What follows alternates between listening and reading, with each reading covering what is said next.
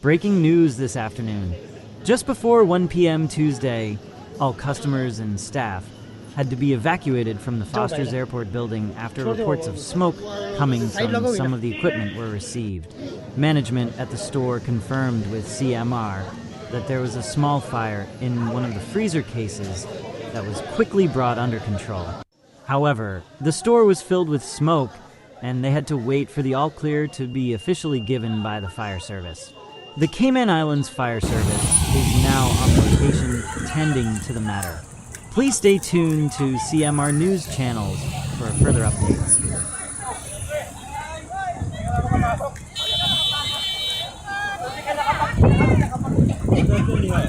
Sir.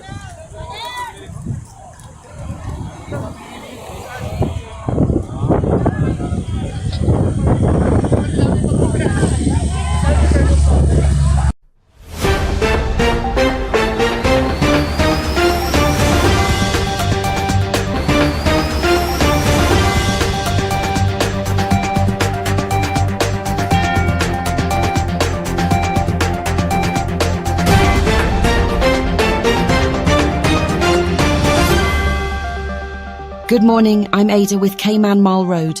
We are back after a brief 2-day hiatus. Now here are the top stories for Tuesday, December 10th.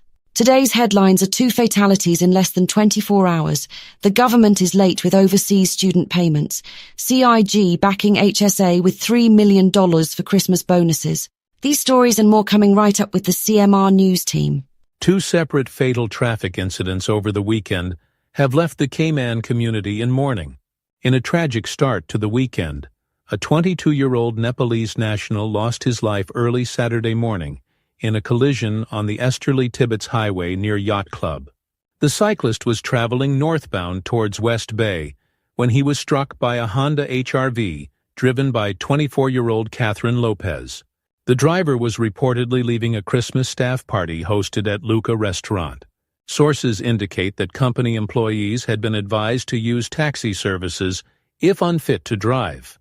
In a separate incident Saturday evening, tragedy struck again when a 19-year-old West Bay resident died in a single-vehicle collision in Savannah. The crash occurred at approximately 8:30 p.m. on Rex Crichton Boulevard near Democracy Drive. According to police reports, the victim's Honda Accord left the roadway, struck a concrete wall, and overturned. Despite the efforts of bystanders and emergency responders, the young driver, who was alone in the vehicle, was pronounced dead at Georgetown Hospital.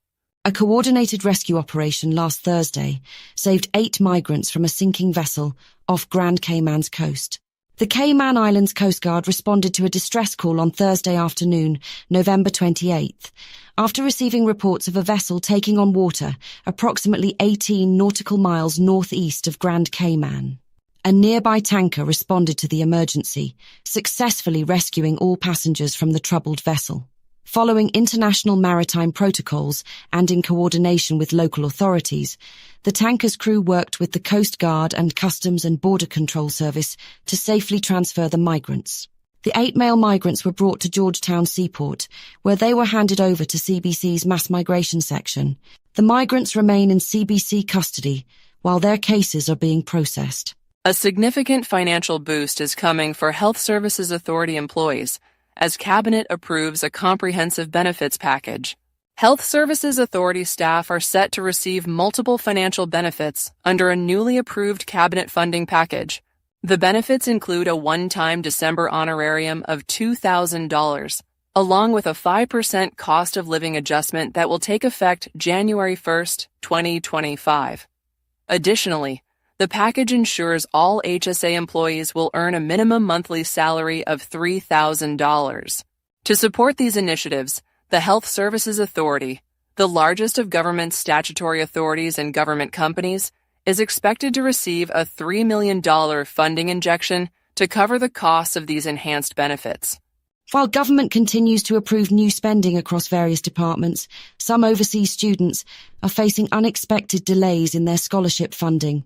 The Ministry of Education has confirmed a delay in scholarship disbursements affecting Caymanian students studying abroad.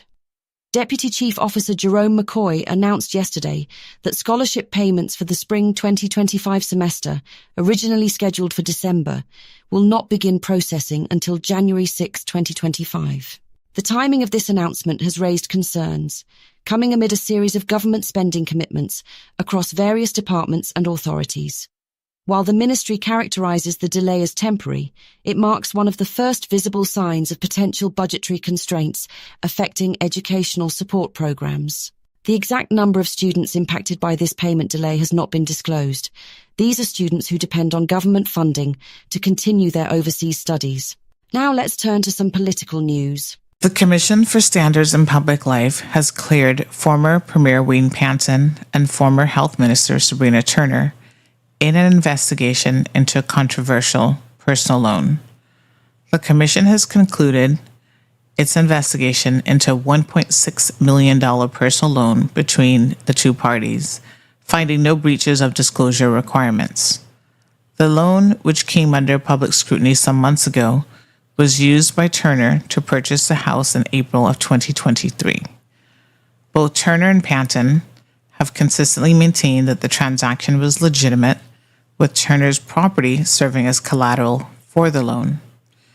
When the arrangement first drew public attention, Turner defended it as a properly executed legal contract registered with the Land Registry. She dismissed social media speculation as political mischief and insisted that she had fulfilled all reporting obligations.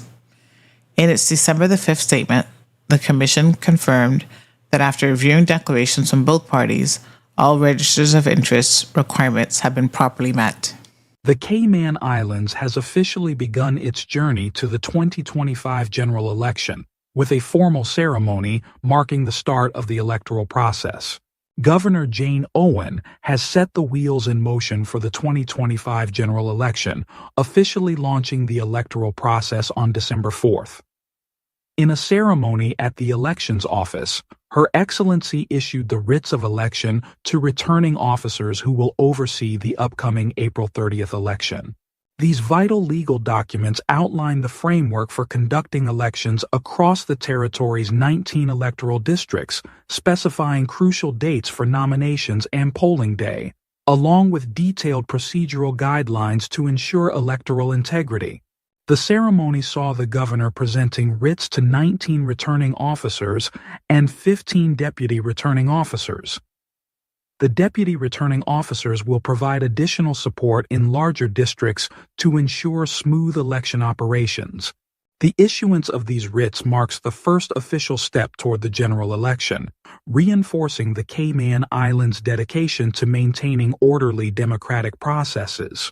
Parliament begins a critical session this week with an ambitious legislative agenda as the minority government seeks cross-aisle support for numerous bills. The first sitting of the second meeting of the 2024-2025 parliamentary session opens on December 9th, with lawmakers set to consider some 21 pieces of legislation during the week-long session. The United People's Movement government, operating from a minority position, will need to secure support from both the official opposition and independent members to advance its legislative agenda. A significant portion of the bills under consideration includes approximately 12 recently gazetted amendments focused on the offshore sector and the government's revised fee structure. Among the new legislation to be introduced are the Public Transport Bill and the Information and Communications Technology Validation Bill.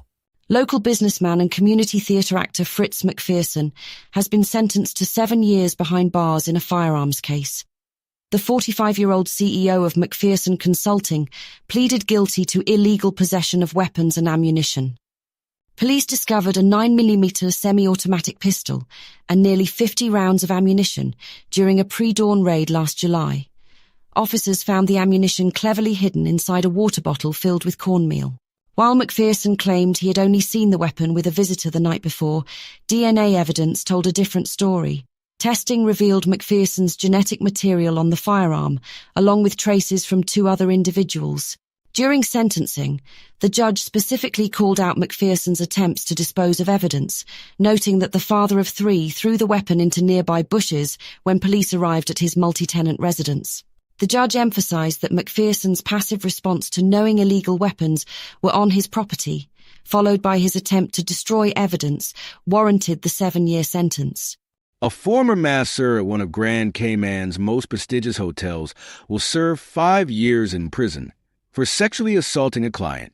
The summary court found 28-year-old Rahul Manhukumar guilty of indecent assault during a massage session at the Ritz-Carlton late last year.